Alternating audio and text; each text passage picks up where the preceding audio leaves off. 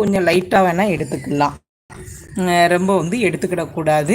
அதே மாதிரி வந்து இந்த ஸ்ட்ரோக் அந்த மாதிரி பிரச்சனை உள்ளவங்க, அதாவது பக்கவாதம் அந்த மாதிரி பிரச்சனை உள்ளவங்கெல்லாம் இந்த கப்பக்கிழங்கை வந்து எடுத்துக்கிடக்கூடாது. இது வந்து ரொம்ப ஒரு முக்கியமான பாயிண்ட்டு. கண்டிப்பாக இந்த மாதிரி ஒரு பிரச்சனை இருக்கிறவங்க வந்து அதை வந்து எடுத்துக்கிடக்கூடாது. அதுக்கப்புறம் வந்து பார்த்திங்கன்னா நம்ம வந்து கப்பக்கிழங்கு வேக வச்சு சாப்பிட்டு முடிச்சுட்டு லேசாக வந்து ஒரு இஞ்சி, ஒரு சுக்கு அந்த மாதிரி ஏதாவது ஒரு இதை வந்து நம்ம வந்து சாப்பிடக்கூடாது. ஏன்னா இதுவும் வந்து வேர்லேருந்து கிடைக்கக்கூடியது.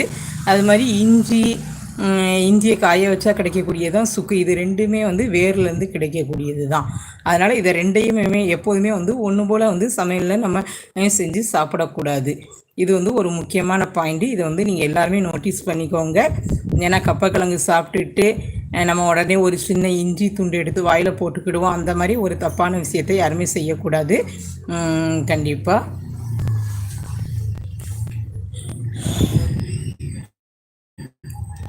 ஓகே, நம்ம இன்னும் வந்து தொடர்ந்து பேசலாம். இதில் வந்து பார்த்திங்கன்னா என்னென்ன சத்துக்கள் இருக்குதுன்னு பார்த்தோன்னா, இவ்வளோ நேரம் நம்ம வந்து யார் யார் இதை சாப்பிடக்கூடாதுன்னு பார்த்தோம்.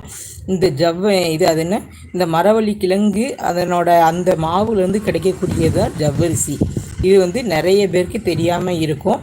இதை இப்போ நீங்கள் வந்து தெரிஞ்சு வச்சுக்கோங்க. மரவள்ளி கிழங்குகளோட மாவுலேருந்து ஒரு சின்ன ப்ராசஸ் பண்ணி தான் நமக்கு வந்து ஜவ்வரிசிங்கிறது கிடைக்கிது. ஜவ்வரிசி வந்து எந்த அளவுக்கு உடலுக்கு நல்லதுன்னு நம்ம எல்லாருக்குமே தெரியும்.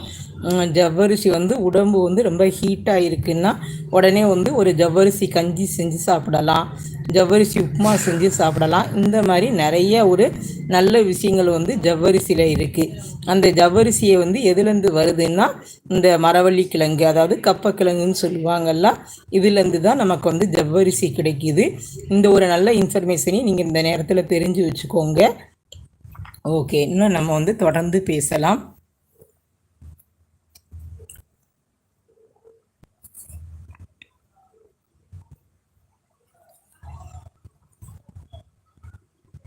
அது மாதிரி வந்து பார்த்திங்கன்னா மரவள்ளி கிழங்கு கப்பக்கிழங்குல வந்து விட்டமின் ஏ சத்து. விட்டமின் ஏனாலே நம்ம வந்து கண் பார்வைக்கு எந்த அளவுக்கு நல்லதுன்னு நம்ம எல்லாருக்குமே தெரியும்.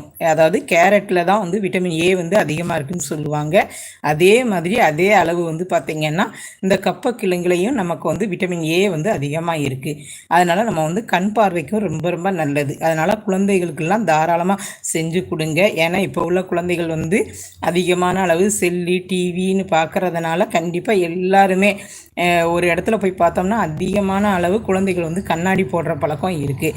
இந்த மாதிரி பிரச்சனையெல்லாம் வராமல் இருக்கிறதுக்கு நம்ம வந்து கண்டிப்பாக டெய்லி வந்து முடிஞ்ச வர இல்லைன்னா வீக்லி ட்வைஸ் அது நம்ம வந்து இந்த கப்பக்கிழங்கு வந்து ஏதாவது ஒரு விதத்தில் நம்ம எடுத்துக்கிடுறது வந்து பார்த்திங்கன்னா ரொம்ப ரொம்ப நல்லதாக இருக்கும்.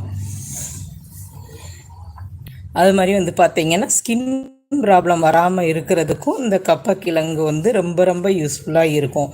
அதில் இருக்கிற மேலே இருக்கிற தோல் வந்து எவ்வளோ ரஃப்பாக இருக்குன்னு உங்களுக்கே தெரியும்.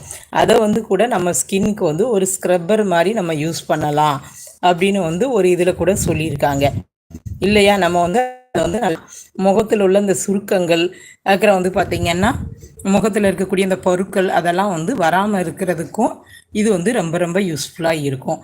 அப்போ பார்த்துக்கோங்க, கப்பக்கிழங்கு வந்து கிழங்காக அவிச்சு சாப்பிட்டாலும் ரொம்ப நல்லது. அதில் இருக்கிற ஸ்கின்னை கூட நம்ம வந்து தூர போடணும்னு அவசியம் இல்லை. அதை வந்து நம்ம ஒரு ஸ்க்ரப்பர் மாதிரி கூட யூஸ் பண்ணிக்கலாம். இல்லைன்னா நல்லா ஊற வச்சுட்டு அரைச்சிட்டு ஒரு பேஸ்ட் மாதிரி கூட அப்ளை பண்ணலாம்.